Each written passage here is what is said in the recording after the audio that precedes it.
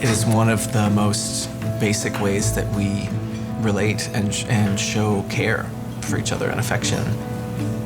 It's one of the most kind of innate human things is like to bring sustenance, to share that. Like that is like an inherently human thing to do is to share food.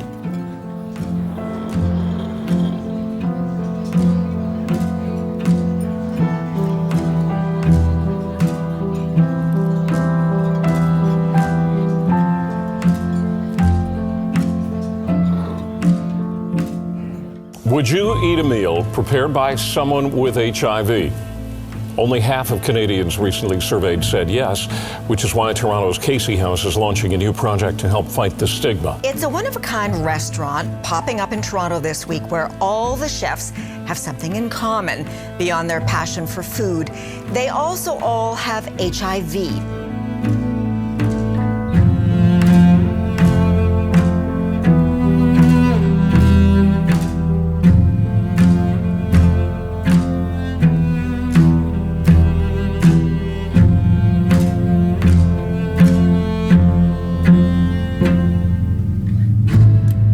Diagnosed in 1985. I just had my 10-year AIDS-versary. So I've been living with HIV for around 38 years. I was diagnosed in 1994. I was diagnosed in 2003, and I was 25 then. I was first diagnosed about 25 years ago. And I got the result May 1st, 2012. I can only guesstimate when I was actually infected. It was probably in the early 80s. I was diagnosed in 1990. I am 24 years old, and I've been living with HIV for 24 years. Okay, so we're gonna set up some stations right now. Chef, how many cutting boards do you have on your side over there? I knew what the Casey House was already. They basically got into what their idea was, what they wanted to create, which was this HIV positive pop-up eatery.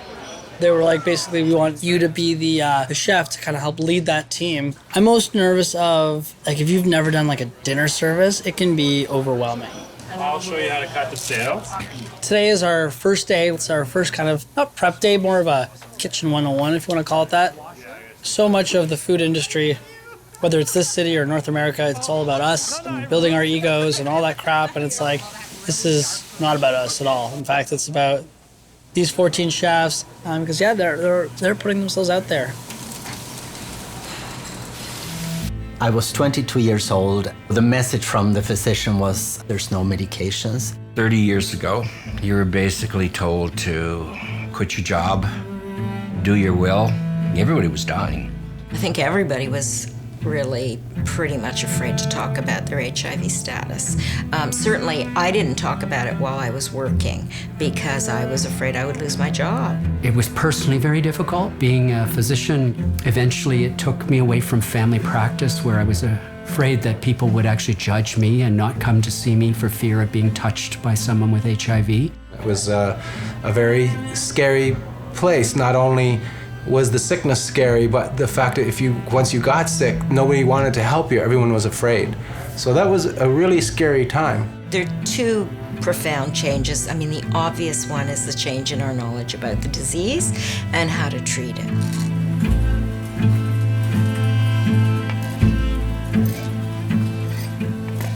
When the antiretrovirals finally came out, many of us didn't trust it, including me. I waited until I got sick in 1998 before I went on the antiretrovirals, just because I've seen so many people try so many things and everyone was dying anyway. I just didn't believe it.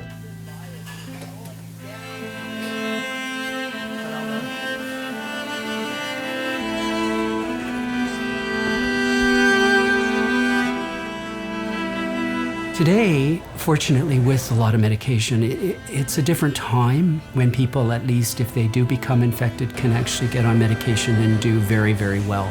The other thing that's changed is kind of the landscape of the populations that are now experiencing this disease. Now we really see this in every part of our society and every population, every age group.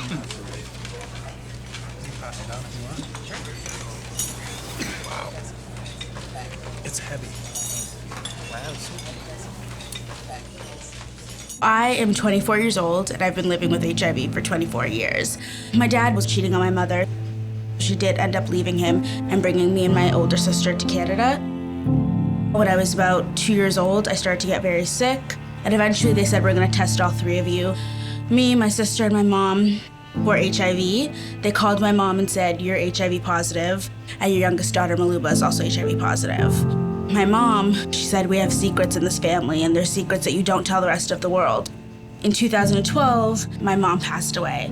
I was 19 at the time, and that was just devastating because she was really the only person I really could talk to about HIV. It was something that didn't seem real.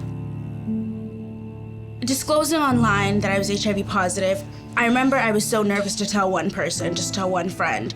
So it felt like it was in my control to be able to put it online and tell everybody at once. Hi, my name is Maluba. I'm 21 years old. I'm a student currently taking journalism. I'm a Gemini.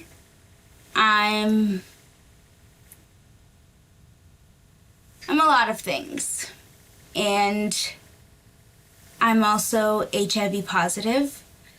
Sorry, I can't believe I just said that, and I've never really disclosed before, so I'm a little nervous. I feel like I'm talking to nobody and a million people all at once. When I posted that video, there was no sense of doubt in me.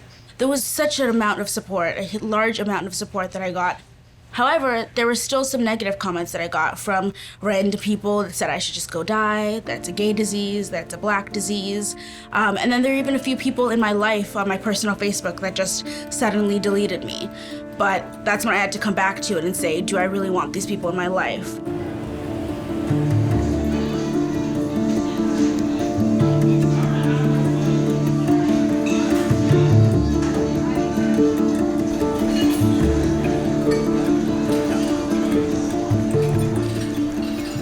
I believe that there are a lot of things we discriminate against people for that we know are not politically correct to discriminate against them for. But we know that people do. We know that that poverty creates discrimination. We know that people of different racial and religious backgrounds from us, whatever they are, create discrimination. But we're not supposed to do that. And I think HIV in some cases became a surrogate for a lot of other people's other biases. HIV has always impacted, communities that don't belong to the dominant mainstream society. First it was, gay white man in North America, right? In Canada, HIV mostly impacts indigenous communities, people who use substances, sex workers, racialized communities as well, especially the African, Black, Caribbean community. So I think HIV is tied into people are marginalized differently. There's certainly been a trail of stigma that follows you every day. It doesn't really matter where you are and under what circumstances. As a gay man, I've always been surprised about the internalized stigma of other gay men. HIV is so entangled with our identity, so we are our worst critics and sometimes our worst enemies. That is the stigma that has always hurt the most to me. When you might meet people online, you have a conversation, you might be texting them back and forth, and then all of a sudden the question comes up about HIV status. They ask or you volunteer the information and the conversation will cut stone dead. And that is really hard on the human spirit. As much as we think we are educating everybody, I don't think we're educating everybody enough. My nephew brought over his girlfriend last week and I shook her hand. And when she left, she asked my nephew, can I get AIDS from shaking Uncle Al's hand? I had a moment when I had a big sister, big brother, a mentor, and when I spent my first time with her alone and her husband, and I went over to their house, we had a barbecue, and she ate off of glass plates and glasses and made me eat off of paper plates and paper cups. I was 7 years old, and she was the adult in my life. Why would a human being treat another human being that way? And And then one day the coin finally dropped. It's not just ignorance, it's fear. These people are terrified of what they think HIV is. As people become more informed and aware and educated about it, that's the key at the bottom of all of this. If you ever want to really connect with someone, you feed them, right? Like, that's the best way to get someone to maybe listen to you a little better. The conversation it'll elicit is far greater than any one single meal. Good evening, everyone. Welcome to June's.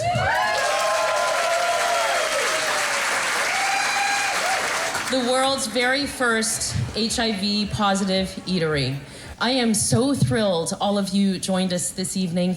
You know, food is very personal, but it gives us a really wonderful opportunity to sit down, share a meal, break bread, and smash stigma. Thank you all for joining us here tonight, and I hope to meet every one of you over the course of the meal. Thank you very much.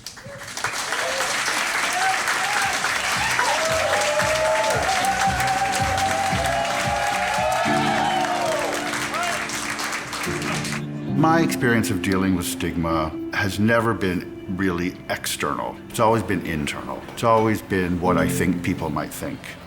There's a lot of people in my life that aren't comfortable and are still not willing to be out about their status. There are so many people that I know that are so fearful of people knowing. I thought that a lot of people wouldn't like to hear about this, and I was worried about some of the comments I would get. And it's been the opposite. So at 60, I'm not HIV, I'm living with it, and I want to start a life. One of the benefits of this project is the family-style meal. It's inherently conversational, so it really engenders this spirit of communication and community. It's not just the sharing of food, but it's the kind of community that happens in the preparing of food. I think I always thought that my life was decided for me, what it was going to be, what it was going to look like, and maybe there are people out there that actually understand me or are willing to listen. HIV is not the one thing that defines me. If people living with HIV could be seen as anyone else, you know, we all have families, and if people could think of us like that, it doesn't mean we're all perfectly good. We're just people, and that's what this is about. It's not just about HIV. Above all, it's about love. I love you guys. You're beautiful. Gorgeous. All right, we're gonna mic you up.